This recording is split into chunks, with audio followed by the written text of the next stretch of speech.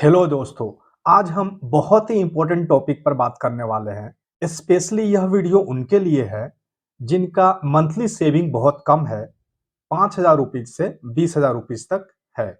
चलिए हम अज्यूम करते हैं कि एक इंडिविजुअल है, वह पूरा खर्च जैसे रूम का रेंट, स्कूल फीस, राशन और अदर खर्चा करने के बाद वह हर महीने 10,000 रुपीज बचा पाता है। यहाँ एक इम्पोर्टेंट क्वेश्चन अराइज हो रहा है, क्या हर महीने 10,000 रुपीज बचा के अमीर बना जा सकता है? जी हाँ, बिल्कुल बना जा सकता है। अगर आपने इस 10,000 रुपीज को इंटेलिजेंट वे में इन्वेस्ट किया तो। वीडियो शुरू करने से पहले एक इम्पोर्टेंट बात जान लीजिए।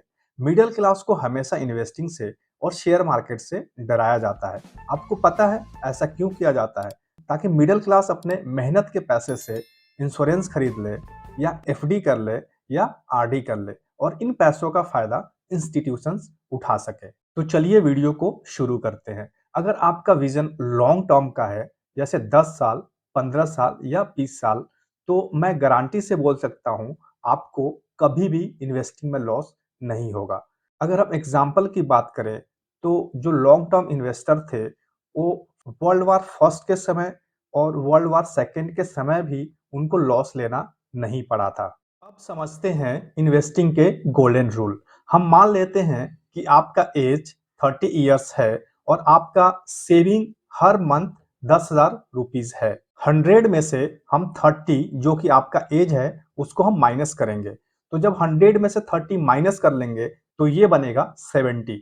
इसका मतलब हुआ कि 70% ऑफ 10,000 जो कि 7,000 के बराबर है, इसको आपको स्टॉक या शेयर मार्केट में इन्वेस्ट करना है।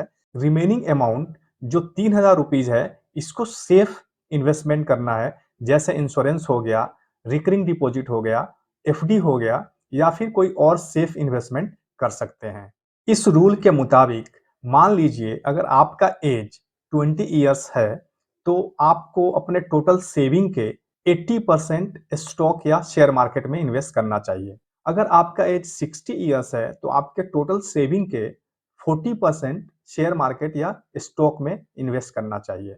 मतलब ये हुआ कि अगर आपका एज कम है तो रिस्क ज्यादा लीजिए और एज ज्यादा है तो रिस्क कम लीजिए। अब समझते हैं इस 7,000 रुपीज का इन्वेस्टमेंट कैसे करना है। एक तरीका है म्यूचुअल फंड। आप म्यूचुअल फंड के जरिए इन्वेस्टमेंट कर सकते हैं। म्यूचुअल फंड में भी बहुत से प्लान होते हैं।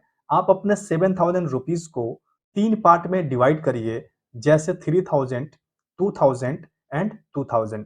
एक पार्ट को हाई रिस्क, एक पार्ट को लो रिस्क और एक पार्ट को मीडियम रिस्क एसआईपी में इन्वेस्ट कर सकते हैं। म्यूचुअल फंड इसके लिए आपसे कमीशन चार्ज करती है। इन्वेस्टमेंट करने का दूसरा तरीका है डायरेक्ट इन्वेस्टमेंट। इसमें आपको इन्वेस्टमेंट प्लान खुद बनाना पड़ेगा और अपने सूझबूझ से इन्वेस्ट करना पड़ेगा। डायरेक्ट इन्वेस्टमेंट में आप 7,000 को 3 पार्ट में डिवाइड कर लीजिए, जैसे 3,000, 2,000 एंड 2,000। एक पार्ट को आप हाई रिस्क कंपनीज में इन्वेस्ट करिए, एक पार्ट को आप मीडियम रिस्क कंपनीज में इन्वेस्ट करिए और एक पार्ट को आप लो रिस्क कंपनीज में इन्वेस्ट करिए। इस प्रोसेस को आपको 10 साल तक हर महीने करना है, फिर आपको पावर ऑफ कंपाउंडिंग का मैजिक दिखेगा। डायरेक्ट इन्वेस्ट करने के लिए एक डीमैट अकाउंट होना चाहिए और डीमैट अकाउंट बहुत आसानी से खुल जाता है। किसी भी ब्रोकर के थ्रू आप अपना डीमैट अकाउंट खुलवा सकते हैं। जितने भी बैंक है वो भी एक ब्रोकर हैं, उनके पास भी डीमैट अकाउंट खोलने का सुविधा है। आई होप कि ये वीडियो आपको अच्छी लगी है। Please like my video and subscribe my channel.